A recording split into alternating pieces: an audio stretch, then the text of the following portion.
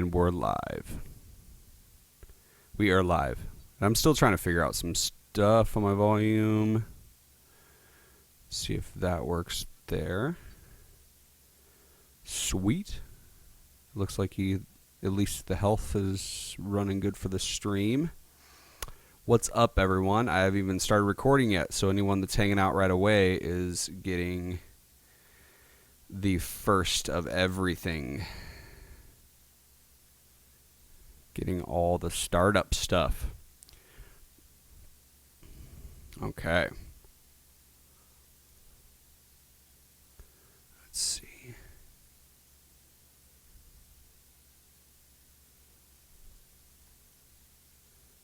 All right. Just go ahead and do that.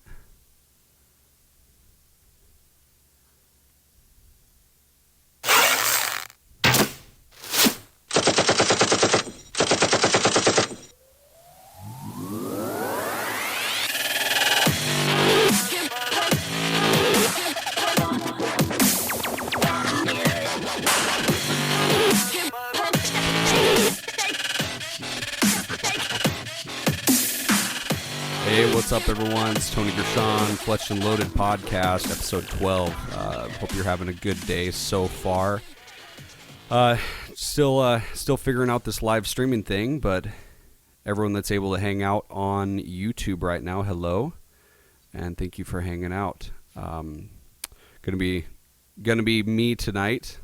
Let me figure out this camera situation. See if I can make that all look good for all the viewers at least.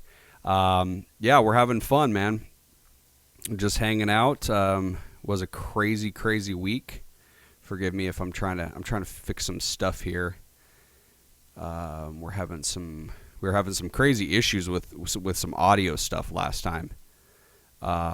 So please let me know, guys, if the audio is doing a little better this week. It's crazy trying to run the live stream and run the podcast recording, just because you got completely different inputs for two different platforms. So I'm kind of like running as producer and on time editor and and host and everything. So forgive me if there's a little bit of stumbling, but this will all smoothen out at some point, and we won't have as much stuff going on at once. But I hope your guys' week has been good. Let me figure out here. I got some crazy stuff going on with my headset. There we go. Smooth running ship around here. That's what I like to say, folks. But yeah, hopefully your week has been good. Hopefully you've been able to go out and shoot a little bit. If you guys have been able to get ready for hunting season, all the bow hunters out there, I believe some of the areas bow hunting has already begun. I actually have seen a couple different posts, videos and pictures of people that have been like, oh, I just passed up on these two bulls. And of course I'm just going like, are you serious, man? Why would you pass up on that beautiful elk right there? But they have their reasons. A lot of these guys actually that go out, they have like actual farm land, and they actually put down feed and crop and stuff for their deer, their elk, all the things that they're actually preparing for. So really proud of those guys. Whoever chooses to do that, that's a lot of work. You got to own that acreage and make sure that you're upkeeping on all that land and everything. But like I said last podcast, man, I'm super jealous of everyone that's able to go. I was really hoping to have my bow stamp so I could go hunting this year and at least try to get a deer. I'd love to get some venison in my fridge or freezer for the time being and everything. Just munch on that for a while through the year. But like I said, with the baby and lots of different things with work and stuff, I just haven't been able to do it. So I guess all the beginner / intermediate guys, people that are getting right into bow hunting, I'm right there with you. So we'll see how that goes. But super stoked to be able to do the podcast tonight. We did change it to a little bit later. We're seeing if this works better. I got kids, and it's always better when you can kind of get past bedtime for some of them, and kind of winding down for the night and everything. But so we have been pushing it back. We're gonna try at 8 o'clock p.m. on at Mountain Time, and again, I'd get up and try to figure out what that is for everyone, but I don't know for sure. I don't know for sure. But I did actually get to go out and shoot today, which was pretty fun. Just went out a little bit later in the morning and hiked up to Lone Pine, and got to tune up the bow a little bit. Man, I did, as you guys know, I've been running with an IFL limb system, and I've been, for anyone that actually shoots the ILF. I think I said ILF limb system. For anyone else that's out there that shoots that limb system, they know with the tiller bolts on your bow, there's usually a lot of play, depending on what kind of poundage you want to set on each limb. There's quite a bit of play and stuff. And honestly, I kind of just got sick of the limbs just clicking in and out because they just have that dovetail click. Dovetail setting system where it actually just clicks, into the riser. And I kept getting sick of just like, I kept tuning it up. I would actually tighten up, get an equal tightness on the tiller bolts, the poundage the same and everything, do like half turns at a time and quarter turn, then really try to tune it in. And I got it set up really nice. And then, like I said, 2 weeks ago, I had my bow sitting in my truck for a while. I had some weird string stretch happen, and for some reason it threw my tiller bolts out as well. I don't know if I had maybe some weird delamination on my limbs, but I had something weird happen, and it sounded like a tin can again. My brace height was all off, so I readjusted my brace height, and it sounded good. And then I think I just got sick of having my limbs click in and out. I'm not used to that. First bow I had was a takedown, so I'm not used to having the limbs just click in and out and all that stuff. So I actually did the no. Apparently, some forums have said that I've read about the ILF limb system. They said that you really shouldn't tighten your tiller bolts all the way down like a takedown would work. And honestly, last week I went ahead and just snugged up the tiller bolts so it actually bottomed out the underside of the limb to my riser, and I had no issues at all. I shot probably 100 arrows that day. It felt great. It felt very even on the pull, because you're flush. Your limbs are flush onto the riser, and I really liked it. And I had actually left some room on the bolt, just a little smidgen of room on the bolt, so that it actually wasn't tightened all the way down. And this last week, though, I went ahead and I just snugged it all the way down. I just tightened it down like a takedown style is. And I shot today, and honestly, dude, those 55 pound, I think, yeah, they're 55 pound limbs on that thing. I need to really research because I'm a little ignorant towards that system, but I need to look in to see if I'm actually pulling at a higher poundage than the 55 at that point, because at my 30-inch draw, it adds about 2 to 2.5 pounds per inch. And so after 28 inches, like normally on a trad bow, I really feel like I'm pulling right near 60 pounds for that bow, which is the heaviest bow that I've pulled that I've owned. I've pulled a heavier bow before, but I've never owned a bow that's over 50. So, anyways, I went up today and was able to shoot a little bit, and man, I could tell I was pretty sore, by, I don't even know, 30 shots in. I was pretty sore at that point. And feeling it. And I kind of, and all of you guys that are out there that shoot quite a bit, you know, when you go up in poundage and stuff, you get in a little bit and your shoulder's starting to get a little sore. I mean, your holding shoulder, the bow arm is starting to get a little bit sore just from holding that poundage. You're pulling with your rhomboids through on your right side, but your holding arm is trying to sustain that weight. And like I said, about 30 shots in, I was like, man, my arms are getting really sore. So I actually took a break for a little bit and just kind of tried to stretch it out and warm it up a little bit better before I moved on. Really slowed down my pace.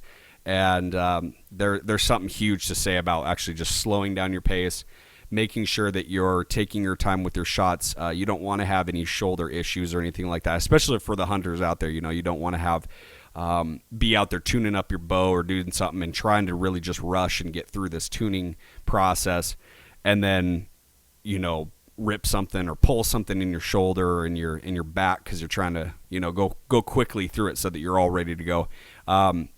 If there's one thing I've learned from John Dudley listening to his podcast, it's take your time. So it's pretty fun though. Got to go out and of course the addition of like the 4 to 5 pounds on my bow was kind of messing with my ranging because I shoot instinctive, and so where I think it's gonna be ending up, I'm actually shooting like 3 inches higher.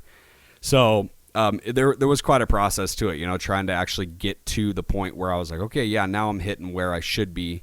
And, finally by the end, I always say this every time, about the last two or three different targets at the end there, I'm hitting closer to where I should be.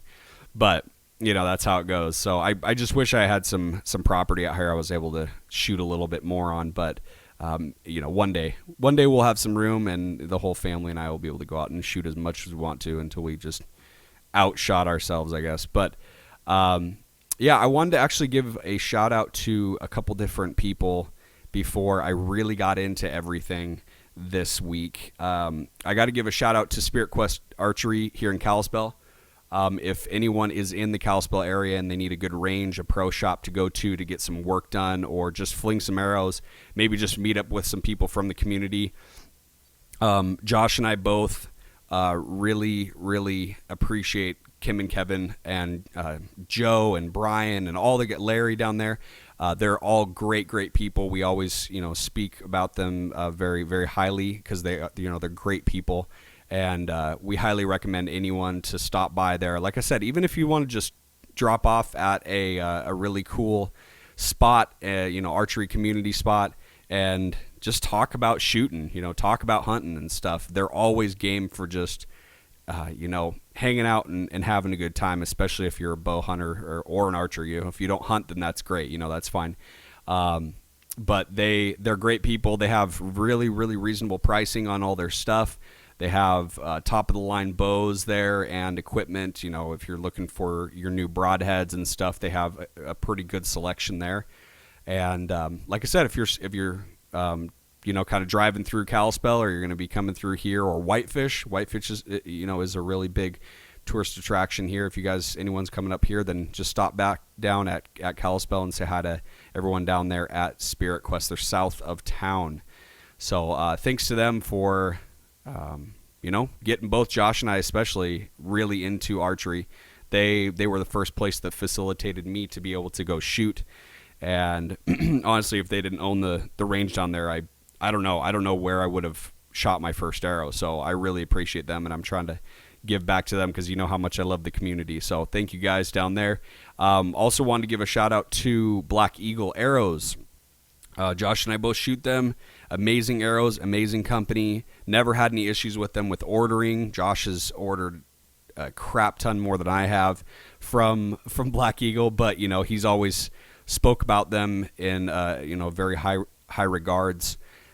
And so we want to give a thanks to Black Eagle Arrows for taking pride in their build and in their arrows, and always trying to update and come out with new technology, new ways of doing their arrows, and standing by the tolerances and the as close to perfection as they can get with their arrows. So we really appreciate that. We know that there's a lot of companies out there, nothing in specifics, but there are companies out there, of course, in all fields that just want to make the money, and they don't care about necessarily the pride. So when you work with Black Eagle Arrows and you even just get a hold of them for some help, some of their tech guys or whatever, you can just automatically tell that they care about what you want, what you need, and they're going to work their butts off to really take care of that for you. So we appreciate you guys. Thank you so much for all your hard work down there. And then last but not least, actually two more here. Wanted to give a shout out to Archery Talk. They got a hold of me this week on Instagram, and we're talking about their page, and I got to go check out some of their stuff. Let me see if I can pull it up for the viewers here. Archery Talk. So just wanted to show off their profile on Instagram. It's just at Archery Talk, one word. And they have, hashtag all your stuff as Archery Talk for post. The post will consist of follower submissions, tech contacts, random archery knowledge, equipment for sale by followers, and much more. So they have some pretty cool posts here, things that are for sale or, just cool things that they wanted to show. They have quite a bit of knock-on stuff, which, of course, I support. John Dudley down there, great guy. All of his information is completely non-biased, and I appreciate that. Being able to listen to someone that can give you as clear of direction when it comes to knowledge about archery. That's going to be your one-stop shop, however that goes. One-stop shop. There you go. So check out Archery Talks page. And if you have any questions, you have some submissions, or if you have some equipment for sale, it looks like, anything like that, just hashtag your post as hashtag Archery Talk, one word, and they will check that out. So thank you, Archery Talk, for getting a hold of us. Love meeting you guys. So, and then last but not least, of course, is we want to give a shout out to Spec Train NC, and let me see if I'll pull up their page here for you guys too. Spec Train NC, Dan and Chris down there own Spec Train, and let me see here. Let's pull up their website. So they have a website for all their training purposes. All their videos are posted here, pictures, contact information, everything that you might need. SpecTrainNC.com, as you can see here on the top of the page. If I have it on my... Yeah, I do, so you guys can see it too. Great page, simple page. They have a lot of really cool stuff going on there. Let me see if I can also pull up their Instagram, because they... Spec Train... Come on, internet, work for me here. There we go. They actually had... Not that. That's Chris. Looks like the... 24th of September, they have a rifle corps class for $100, it looks like. And they only have 5 slots open. But I'll go ahead and read this for the listeners that can't watch with us. But he posted on here on SpecTrain_NC for their Instagram if you want to follow them. We're stoked to announce that we have finalized our rifle corps curriculum, and we are putting down a beta class. Dan and I wanted to offer the best possible rifle course we could steam from our experience behind the gun. And so it looks like the 24th of September, we'll be hosting Rifle Corps 16-1 and are slated for 5 seats at $100 per. First come, first serve, and you won't have your slot secured until payment is received. So go ahead and direct message them at SpecTrain_NC and shoot them a message if that's something that you guys are interested in, if you're down there in the area. So we love supporting those guys as best as we can. And let me read this also. Sorry. Gear requirements. If you guys are listening and you're interested in it, you need to make sure that you have this gear. Rifle, carbine, 400 rounds with you, 4 magazines, a sling of your choice, and mag pouches. So that's kind of the requirements for that class that they're offering. And Chris and Dan, get a hold of me if there's anything that you want me to kind of notify for the listeners as well. So go ahead and check out that, guys. They're 2 great guys, law enforcement and previously in the military, in the Marines. 2 guys, great guys. Everything I've been able to talk to them about and all this stuff. Very stand-up guys, have a ton of knowledge behind the gun. And if you just watch some of their videos, either on their page, on their website that I'm showing here, or on their Instagram. They have a ton of pictures and videos. They run, a bunch of different scenarios and, training for different things that might happen, kind of threat levels.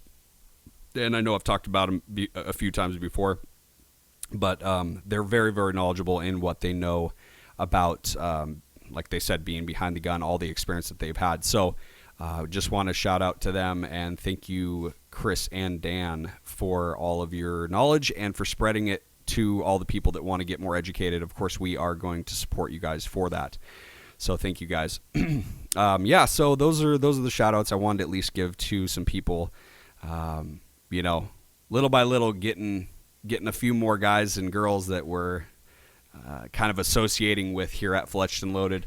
And I never want that to stop growing. So, if there's some listeners and viewers out there that are interested in getting a hold of us, if you want, your page shouted out and, you're in the community, the firearms community, the archery community, and you guys want some info maybe shared out, people to get a hold of you, whether it be training or looking at some equipment or whatnot, we would love to be able to shout that out for you guys, for the few people that want to join us. We don't have a huge following yet, but we're going to get there at some point. So, thank you guys so much for that. We really appreciate that. And get a hold of me on Instagram if you need to. It's Fletched and Loaded Podcast. So great.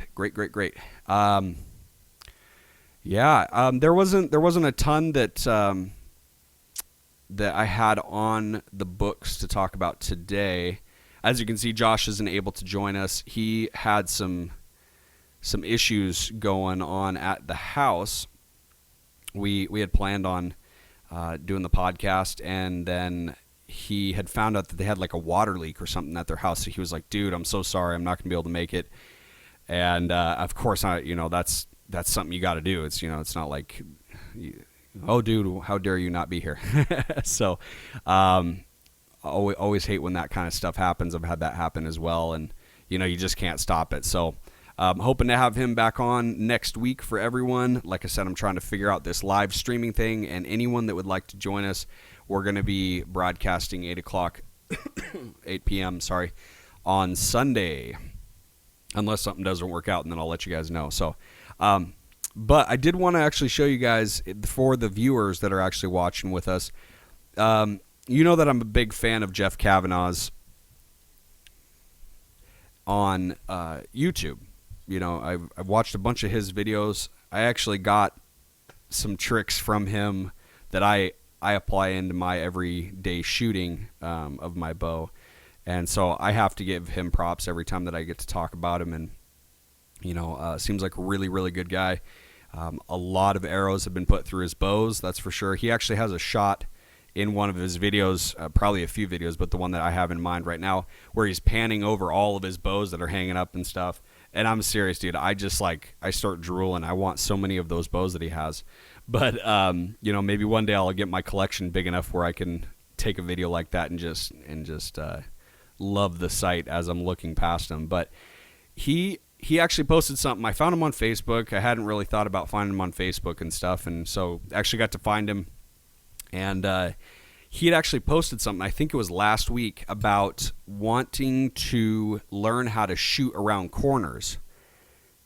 And, I know I'm new to archery, but when you think about that, you think of I don't know.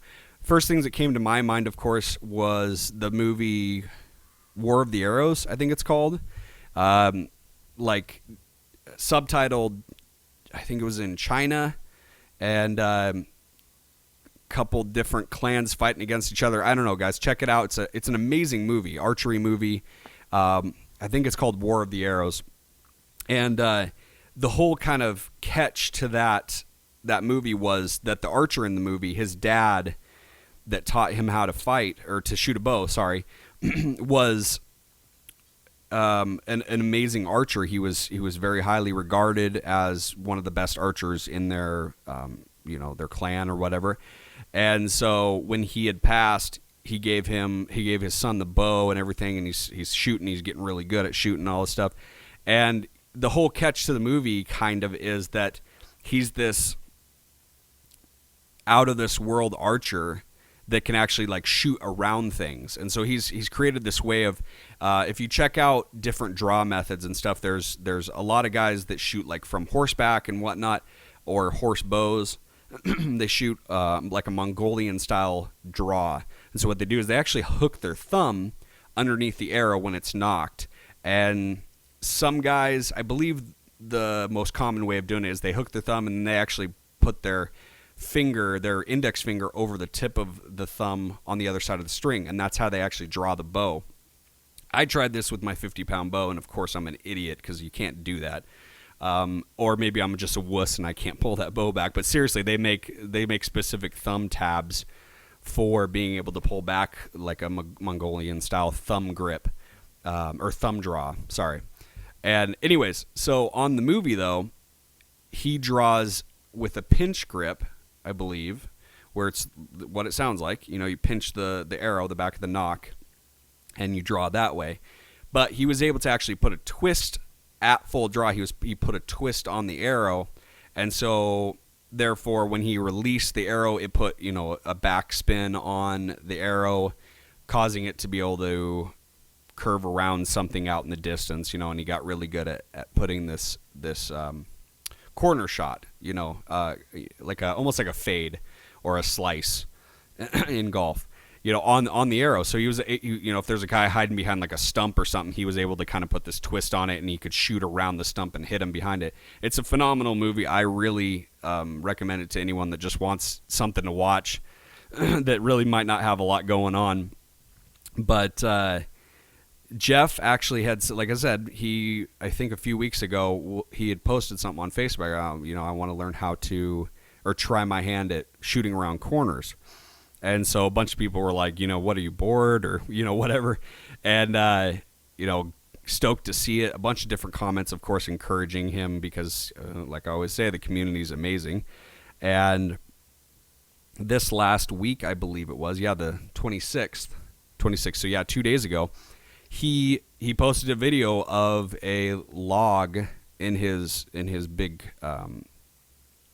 not shop, but like a big shed, barn, whatever, because he has some hay in there and stuff. But he set up a log with his kind of little catch thing that I've seen only really him do is he has like an oil bottle where, you know, when you're changing your oil, brand new oil bottle, he has an empty one, and he usually lights a candle that's sticking out the spout of the empty oil bottle, and he'll shoot the flame out. And I talked about this on like one of the beginning episodes. I think it was episode 3 or something like that, where he did a trick shot. Not trick shot. He did a challenge to Dude Perfect, the group on YouTube, and shot a candle out, the flame out at, again, I don't remember the distance, but it was at least like 35 yards or something like that. So again, he has that going on with this video that I'm going to show to the people that are hanging out. He has it in this, but the candle's actually sitting behind this stump that he's shooting at. And I'm guessing yardage is probably maybe 20 yards. Or maybe just a little over 20 yards. It's kind of hard to tell with just being a video, but he loads up this arrow, and he corners it. He just slings it, and he shoots around the tree and hits this flame and shoots out the flame on the candle. And so his caption on this for the listeners is a new trick shot shooting around trees. Still fine-tuning my setup for consistency. Also playing with the camera right now, trying to film it the best. And he's talking about like maybe having like a lit nock for nighttime. So, but I'll go ahead and play it for the people that are able to hang out here. Let's see. Yeah. So it swings around this log and just completely takes out the candle. Just the flame. But yeah, he just takes it out. I mean, it's just, oh yeah, 21 yards. Okay, I didn't see that before. So he shoots it at 21 yards. Had to give him props for that because that is a lot of setup. I think he said he did some reverse tuning to be able to reach those results. And so, dude, I got to give him props because that's a lot of work to be able to try to figure out at what angle to do this. And I can't even go into trying to figure out how do I say this? It's hard enough for some people to just look at a target and pull and draw and hit it. Not to mention figuring out the trajectory of the arrow when it comes around a corner, at what point it's going to angle in to hit your target, and then that target is a flame on a candle that's hanging from a rope. And so, anyways, the dude's a phenomenal shot. I always kind of just freak out when I watch his videos because I'm just like, geez, dude, one day maybe I'll be able to do that. But the dude is a phenomenal archer. He's real big in the community, and I appreciate all the videos he's posted. But he actually talked about how he had some shoulder issues, and the dude had I think he had some surgery done and everything, and so he's still giving like form advice to people that like send in like, hey, can you check out my video of me shooting and tell me what I'm doing wrong and stuff. And even though he's not able to, I believe, like raise his elbow up high enough for a full draw, he'll straight out say like, I can't do this because it's too much pain after a while for me to do. But so I draw down here, and he'll actually have his elbow a little bit lower, but it clearly doesn't mess with his shooting at all. So the dude's a crazy good shot. He actually shoots the clay pigeons out of the sky, shoots them off, and then shoots an arrow at them with his flu arrows. And man, just to be able to shoot with that guy for just a day would just be a blast, because man, how much knowledge you could be able to pull off of that guy is just crazy. So wanted to show you guys that video, and anyone that's listening that wants to check it out, go check out Jeff Kavanaugh's page on YouTube. He actually does do a YouTube channel. I believe it's called, I think it's just called Instinctive Archery, but you can just search Jeff Kavanaugh. And let me spell his last name for everyone, just because it took me a little bit to figure it out. But Jeff, and the last name is Kavanagh. So I believe that I'm actually pronouncing it right. And but the dude is an amazing shot, and I've watched a ton of his videos. So Jeff, if you're listening, man, I appreciate you posting all the stuff that you do, because that's some crazy stuff right there. So some crazy skills, dude. You've been blessed with some amazing abilities for sure to be able to shoot a bow. So kudos to you. And I know that it's just a ton of arrows, and love your setup there that you got there, dude. So great job, great input into the community, just like I was toting on about for Chris and Dan. I mean, Jeff's one of those guys that I just stumbled upon his stuff. Let me see if I can pull up his YouTube channel, because I want to be able to kind of share with all of you guys his page. Of course, I got like a bunch of like UFC stuff up here, but Jeff Kavanagh. Listeners are like, dude, seriously, just keep talking. Yeah, just search Jeff Kavanaugh. It'll come with Jeff Kavanaugh Archery. And yeah, if I can say, and there we go, there's his page. So all the people that are able to watch, go check out, subscribe to his channel. He always has amazing different videos that he posts. He actually shoots with his daughter and his son, and his daughter is an amazing shot too. She actually got up to where she's shooting the Altoid. I think it's an Altoid mint of some kind. Whatever it is, lifesaver. There we go. I think it's a lifesaver. She's actually shooting that out of the air now. So she's an amazing shot too, and I wouldn't doubt it, having her dad be as good of a shot as he is. But like I was saying before, though, we all have someone that when we started doing, shooting firearms or shooting a bow, the majority of us have that one person or that group of people that, we have in mind when we started shooting, that kind of inspired us to get better, and we could look up to and go, holy crap, one day I'm going to be able to do that. I know it. I'm going to work hard at it and be able to get to the point where I can shoot that kind of style of shooting, or get to where I can curve an arrow around a tree, something like that. And honestly, Jeff's been that guy that I've been able to watch his videos and kind of just try to just glean as much information from it as possible. And so I know I'm kind of just kissing his butt at this point, but I know that we all have that person or that group that we actually look up to, whether it's someone in person or if it's someone online, that we know we can go to for good advice. And especially for me, training to do instinctive archery as much as possible and going through the process of, oh man, should I just go to a compound? I'm tired of having days where I just can't hit what I'm trying to hit, and trying to get out of my own head and everything. I've been able to actually come and watch his videos and go, okay, if this dude can do it from all the hard work that he's been able to do, then maybe I have a chance I can do this as well. So keep on with what you're working on, and it's going to work out at some point. I got to take a drink of water just a second. Getting all dried out. Talking so much. Like I said last week, it's the Irish in me. It just keeps me going. But yeah, he's got a lot of really good videos on form, and of course some of his trick shot stuff. His daughter's shooting is on there. Like I said, she's an amazing shot. The bow that she was shooting with last that I saw was the Bear Montana, which is the one that, of course, I want really badly. And she's a great shot as well. But they do a lot of like blind target shooting. They'll shoot in the dark at nighttime, whereas like some people just close their eyes. He talks about, being able to do that is good, but you have. I'm trying to remember what he was talking about with that.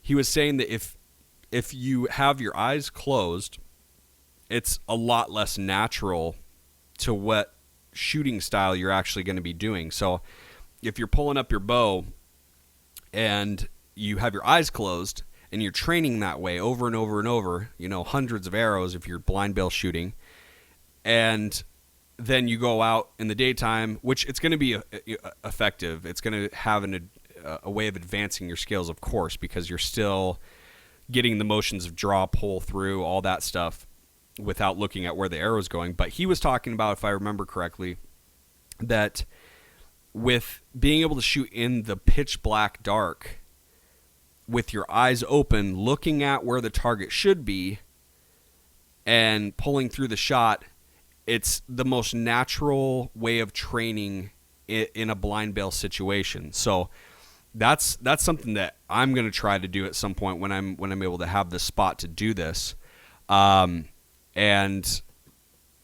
I've already done some different training stuff with my bow. Today I was actually doing the drill where you step back only about 10 yards, line up your shot, close your eyes, disorient, kind of like what you do with a firearm when you're pulling up for pistol training or whatever. But nock your arrow, of course, line up your shot, close your eyes, don't draw yet, and then you actually disorient yourself, kind of shake your head back and forth, up and down, and sort of where you forget where that target is, in what general direction it is. But you pull at full draw and open your eyes, and as soon as you see where you're shooting, you let loose. And you do that a few, 20, 30 times, you actually get this rhythm down of not being so focused on, I got to hit that mark that I'm aiming at. You get to the point where you're feeling your complete draw sequence, and it becomes, at least for a short time, it becomes more of a muscle memory action than anything, because there's tons of times even I've gone out and I've tried to, I got to hit that gold out there at 30 yards or whatever on the target, and you're so focused on like whatever it takes to hit that mark I got to do. And sometimes you'll pluck the string wrong, your front bow arm is kind of tweaked up instead of forward, or whatever your little thing would be that kind of messes up your draw and shooting sequence.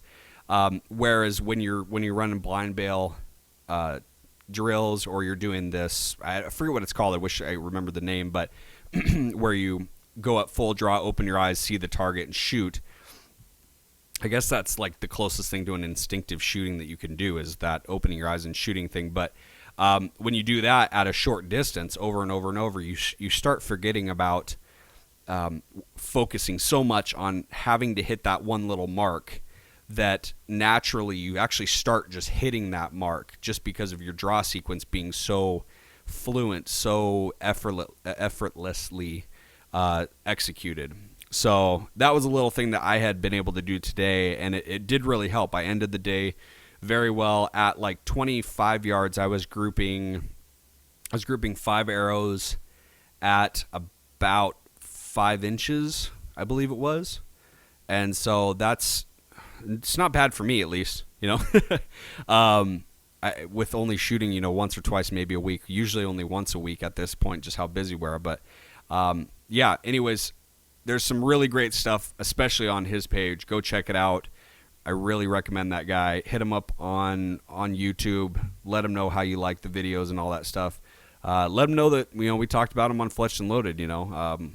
Like I said, would love to get the community together and be able to talk about some of this stuff a little bit more. So, other than that, though, this week has been pretty hectic. My baby boy he's teething really bad, so we haven't gotten a lot of sleep this week, but, life goes on, got to keep moving on. We did have Josh's birthday. If you guys follow us on Instagram, we were able to celebrate Josh's birthday this Friday. And, of course, we just sit around talking about guns and archery and joking around and having a great time. So that was a lot of fun being able to do that with him. And then I actually found my new want in the firearms side of this show, which you guys know me, I know enough to be able to keep going through this. I did my training and stuff for concealed and shooting and all that stuff.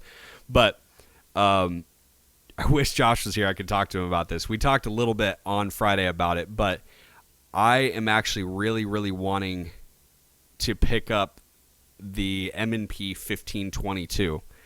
And before I completely get burned by people because I said, a 22, for the people that haven't ever seen this M&P 1522, everyone I've talked to that has built ARs or worked on other types of firearms and stuff, they actually say, "Oh, that's a pretty sweet gun to shoot. It's pretty fun." And but for the people that might not know, it's a 22 LR round that it's the caliber size is 2, bored out for. Sorry. And the gun is sweet, man. It's under $400. I think here at Cabela's here, you can pick it up for like $330, $340 or whatever. But let me go ahead and pull it up for people that might not know what it looks like, because they call it the little brother of the AR-15. So M&P. Oh, I should just look at my history here. I've been looking at, nope, not shield. 1522. Okay. Little brother to the AR-15, and check this thing out, dude. It's sweet. Very similar upper lower rail system. Has the adjustable stock. I think they said it weighs like a pound less than the M4, something like that. I don't know, man. I got into a discussion with a guy on Instagram. I think his page is Long Distance 22 Shooter or something like that. And he does a ton of long distance 22 shooting, of course. So it's the super accurate shots with a 22 LR. And let me see, long range shooters, I think. Oh, is this who it is? Yep. Sorry, so I said it wrong. Long range shooters of Utah. I believe that's who I was speaking to. And I scroll down, there's a picture of a bare butt, of course. But I believe this was who I was talking to, because I was actually asking him, I was like, man, I'm super interested in maybe starting to shoot this extremely accurate 22 LR style of shooting. I have a couple buddies that have been really into, kind of building up the 22 rifle. And man, I don't know, that thing's sweet. I know I kind of jumped from one thing to another right there, but it's cool looking, man. I don't care if it's 22 LR. That's a sweet looking little gun. Anyways, but I got to talking to a couple guys, and asked them, hey, if you were to recommend a starter rifle to shoot this 22 LR long distance style of shooting, what would you recommend? And he gave me a couple different options, or he gave me one option out of a couple there that we were talking about. But he had asked me, like, okay, what's your budget, dude? Because they're really, really into this shooting style. And, I'm like, well, I don't know, maybe I'll look around and stuff. And so I kind of started to do some research on different types of, different gun sizes, and do I want to go with like a bolt action type or whatever if I want to start shooting at this. And then I found this M&P 1522, and I was like, dude, that looks fun. And coming from a guy I've shot an AR-15 probably under 10 times. Like, I haven't shot a lot of guns. I've shot a lot of like older style stuff. I've shot like lever actions and shotguns and revolvers. I was a big revolver fan for a while there. I'm sorry, my throat's all dried out. But I owned a 44 mag for a while there. I had a Judge that I owned for about 2 years, and that was fun. Being able to intermix the 45 and the 410 shells. Thing kicked like a mule, but super fun to shoot. So I got into a lot of that kind of stuff. So the more advanced rifle carbine kind of style weapons, I haven't really been able to shoot a lot. I've shot with Josh when we've been able to go out, or maybe like some of our other friends that came back from the military. So personally, being able to look into kind of a cheaper version, let's just say. And I know there's guys that are going to criticize me for that. Chuck is one of them, one of my buddies. But for a cheaper version of being able to train on a similar-ish platform as an AR, be able to get into a small version of that I can run through some fun training drills and stuff and not have to, buy all the expensive, like more expensive 223 ammo. I believe it's a lot more expensive than the 22 LR ammo is. I've been looking at some. It was like 500 rounds for like $80 on bulk ammo for the 22 LR, which I think is like, oh, it's not bad, but I know that the prices of ammo have gone up like exponentially, and it's just been crazy over the last like 8 years how much it's just gone up. But and we were actually talking yesterday about some different 22 rounds and stuff, and getting them for kids and all this stuff. And one of my brother-in-law, he was actually saying that back in the day they would buy a brick which I believe consists of 500 rounds, a brick of them of 22 shells for, I think it was like $8 or something like that. And now we're paying $80 for 500 rounds, and I'm like, dude, that's not a bad deal. But it's probably just because I've been looking at like 40 ammo and like 9mm ammo and stuff like that, and I'm like, oh, okay, that's not too bad compared to the 9mm and the 40 and the 45 ammo stuff that you might have to pick up. Those are super expensive now. So, and if you guys are like us here in Kalispell, we go into a shop, usually can only buy like 2 boxes of ammo at a time, just because they don't get it in as quick and stuff, and so it's such a bummer. But if I were to pick this week's wants, I'm honestly going to pick this M&P, the Smith & Wesson M&P 1522, just because, man, it's a cool looking little gun. It'd be so much fun to shoot. I watched some reviews and stuff of some guys, some brand new shooters to this platform, kind of like dogging on it and stuff, like, oh, it kind of looks like an AR, but it's it's not, it's a 22. How much can this do and stuff? And taking it out, and I mean, they were just demolishing the little course that they had set up there, and they kind of get back and they're all wide-eyed like, geez, dude, I kind of want to pick up one of these. These look fun. or that was really fun. I want to pick up one of these, be able to do this more often and stuff. So it'd be really fun, be able to, especially like it has the rail system that's similar, be able to do all the different additions and stuff like that. And I don't know. I would say that'd be a really fun gun to own, along with many other things that I want to get that I just don't have the money for. So maybe one day I'll have the money to be able to do all that fun stuff. But yeah, but that's pretty much where I'm at this week, with my week's wants. Has been able to shoot a little bit this week, which was great. I'm hoping for time to slow down a little bit. I know we got school coming up for the kiddos, so I'm really excited for that. And there's a lot going on in the world right now. Some crazy stuff going on. I know there's a lot going on with this Kaepernick stuff, and him not standing for the national anthem and whatnot. And I got my own views on that, but I'm not going to just go off on that, especially so. But we got that going on. We had the amazing episode of Knock On 74. I know I posted something on Instagram, but any of you guys that haven't been able to listen, I did last episode's podcast. Pretty much the majority of it was on the Under Armour ban for Sarah Bomar. And I feel like I spoke my mind as honestly to myself and what I know as possible.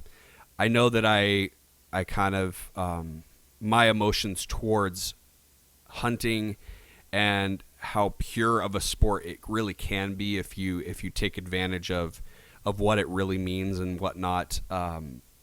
It's a very eye-opening and very just, it's a very real, just raw and real memory for me, activity. I can't think of a good word to really explain it. But, the experience of hunting an animal and being able to, really thank it for the life that it's giving for you to be able to consume it and your family, and it really sustains you and is able to keep you alive and keep you healthy and stuff. And if you're a person of enough acknowledgement towards that, and you can get out of the stereotypes of hunting and all the biases that go left and right on this issue and whatnot, if you can put that aside and really be able to experience what that's really like I said last week, there's no words that go into being able to explain it. It's just an out-of-body experience, a very real experience of what life is really like. It's it's living, breathing, dying, and being kind of reintroduced into this world at some point. I mean, even when we pass, we get placed in the ground, we get cremated, all that stuff. There's always a cycle to this.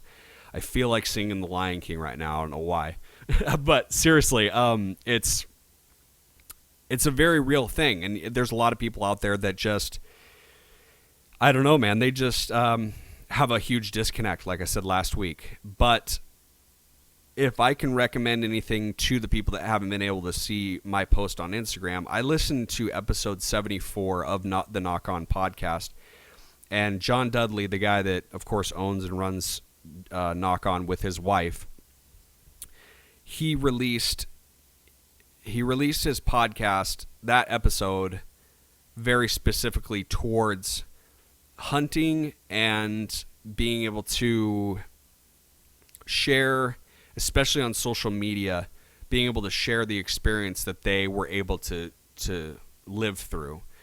And I gotta say, I honestly, I can see it from his perspective. He talked a lot about having to deal with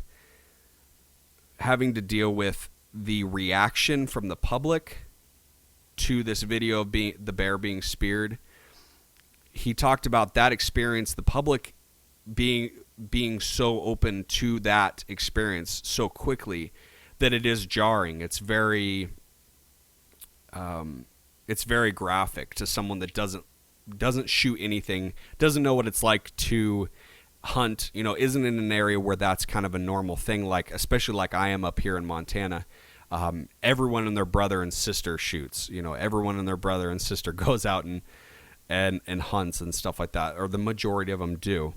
So, but the best way that I could kind of sum it up for people that might still have kind of like a strong feeling towards, just Under Armour sucks and all this stuff. Of course, I still think that they're in the wrong, but again, I can understand where they're coming from. I had to kind of be vulnerable and understand in that situation that what John was talking about, he's been contracted with different companies over the years, and the biggest thing is that you're speaking and acting and walking out your everyday life, especially on like a show or on social media. You're doing that as an image for the company that you're sponsored by.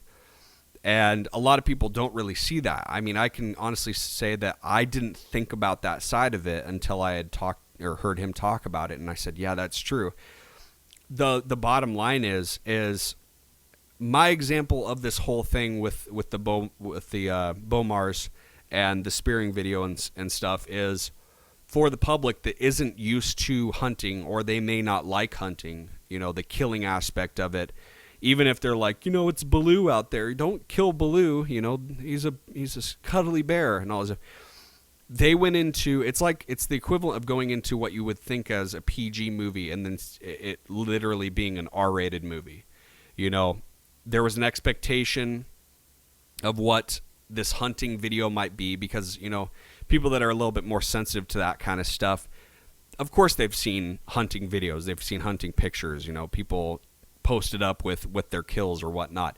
But to watch a guy throw a spear and spear a bear and kill it right in front of their eyes, and then apparently there was an extended version of that video where they found like guts, like intestine, as they tracked it the next day and all this stuff. That's just, it's so, the pendulum swings so far to the extreme at that point that it was just absolutely jarring. And so the whole point that John had said, and like I said, I recommend anyone that is interested in this topic to go check it out. What he had said is the majority of the people that vote, and they're very pro-voting for things, especially for like things like gun control and hunting, being outlawed in certain areas or doing it a specific way or whatnot. The majority of the people that are so gung-ho about that kind of stuff are people that usually are against guns. They're against having the right to or the right to, not the right to vote, the right to hunt and the right to go out and provide meat in that fashion. It's because it's unsettling. It's not something that they do, and it's not something that they're normally around and everything. So he made a very good point about that, and so all I can say is I recommend anyone that is interested in that topic. They may have still some strong feelings about the company and stuff. I can see why they did it, honestly. I hope they bring Sarah back, because it really wasn't her that did anything. Of course, it was her husband, and that's between her and her husband at that point. But I still think that they should be able to bring her back. It had nothing to do with her, but both Cam Hanes and Joe Rogan had a podcast on Cam Hanes' podcast, Keep Hammering, which is another great one that you can listen to. And they talked about the same exact thing. And both Cam Hanes, Joe Rogan, and not both, but all Cam Hanes, Joe Rogan, and John Dudley, they all pretty much said the exact same thing. They said there's a viewpoint from the hunter that we're sharing with people that aren't hunters, and it's not a black and white issue as far as like it's so cut and dry as this is wrong and this is right. It's a very gray issue. There's a lot of mixed emotions in with it, and a lot of people's opinions, where some opinions I wouldn't say shouldn't matter, but they don't have enough information or experience about that certain field in hunting that they should be able to put like a vote in for it, So anyways, there was a really good couple podcasts. So episode 74 of Knock On I recommend, and this latest one that Cam Hanes and Joe Rogan did. Joe Rogan's on the phone with him, which went okay, actually. I'm usually not a big fan of having podcast guests on the phone, but it went really well, and they were able to talk about the same thing, and it kind of just shed some light to someone like me that isn't contracted with the company as that big. And I was able to kind of glean some information, some knowledge from guys that have been in positions where I haven't been. So, again, I really recommend that. You guys go check that out. And that is always good information to learn for sure. So, yeah, I think I'm going to go ahead and wrap this up. It's been about an hour. I am long-winded like normal. Hopefully it was a little bit interesting for you guys. I didn't have a lot planned tonight, but hopefully it was still fun, you guys being able to hang out with me and check out the podcast.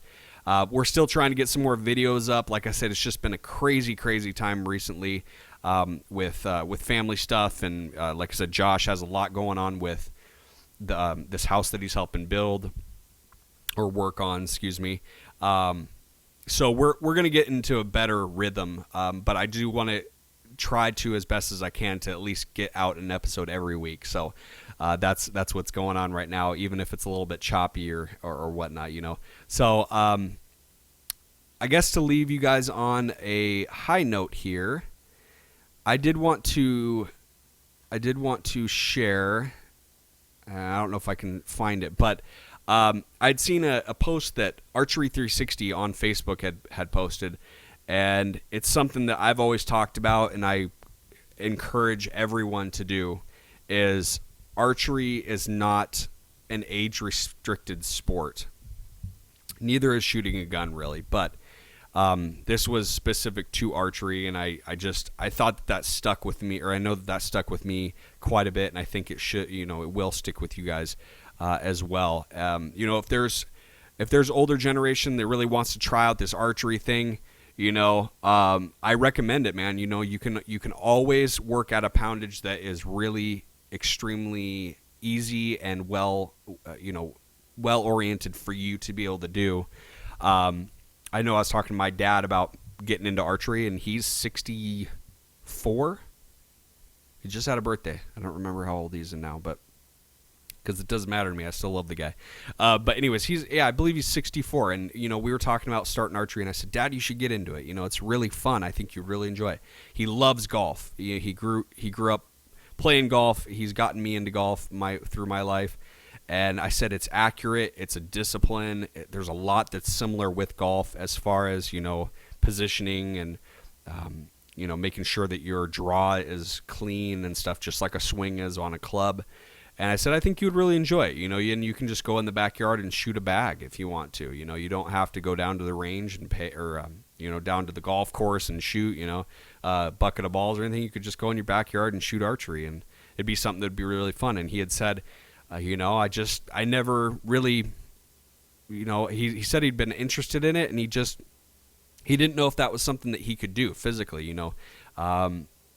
he's got some wrist pains and some other stuff. And the cool thing about archery for anyone really young or, the older generations and stuff, give it a try, go out there. We always say this, just pull a bow and shoot an arrow and see if you don't love it.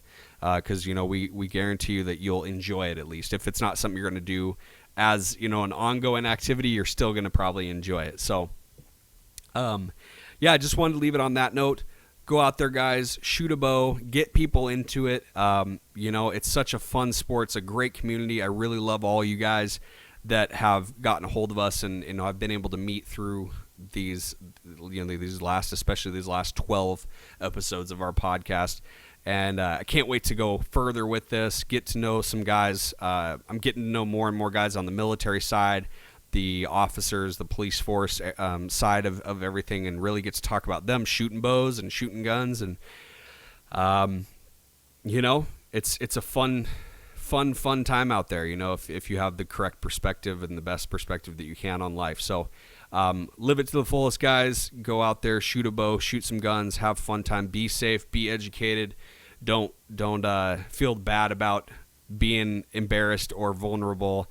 As long as you are taking a step in the right direction, then it's always for the good. So thank you guys for hanging out with me, and I really appreciate it. Again, sorry for the really long podcast, but I love to talk, and I wish I had someone here to talk to. So maybe next week we'll have Josh hanging out with us, and you guys can hang out with both of us as well. Check us out on Instagram, Fletched and Loaded Podcast for me, Inked Up Josh for Josh Williams.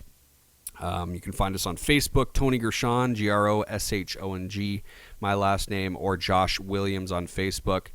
Email us at fletchedandloaded@gmail.com. I believe that there's no podcast title on our email. I believe it's just fletchedandloaded@gmail.com.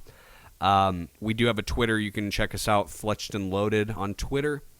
And send us some videos, hashtag it Fletched and Loaded. I'll check them out. We'll talk about them. We'll see what's going on with them and mention you in on the podcast. So again, we love you guys. Thank you so much for hanging out with us. And we'll check you next week and get out there and have some fun, y'all. Okay. Check you later. See ya.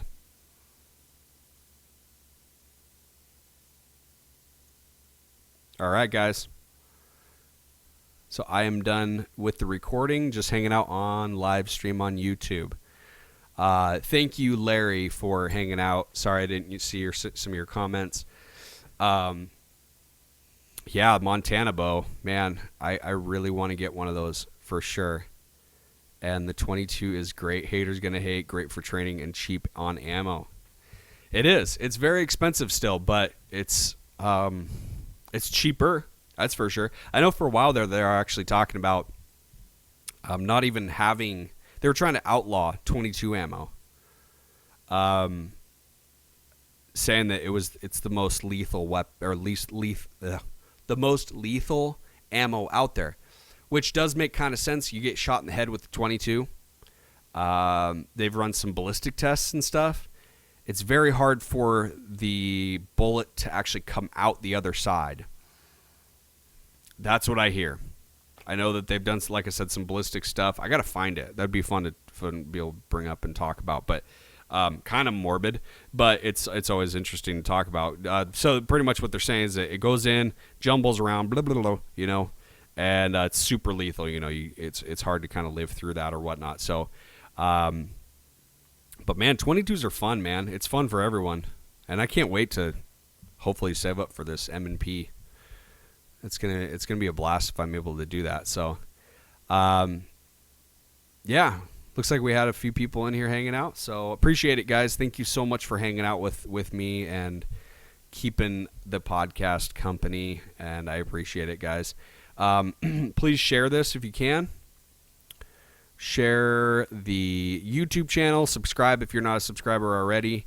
I appreciate that huge. It makes me very happy. Makes Josh and I just gives us the gear to keep going, and hit us up on here on YouTube, and follow us on Instagram and all the other things, Facebook and Twitter and stuff. So appreciate it, guys.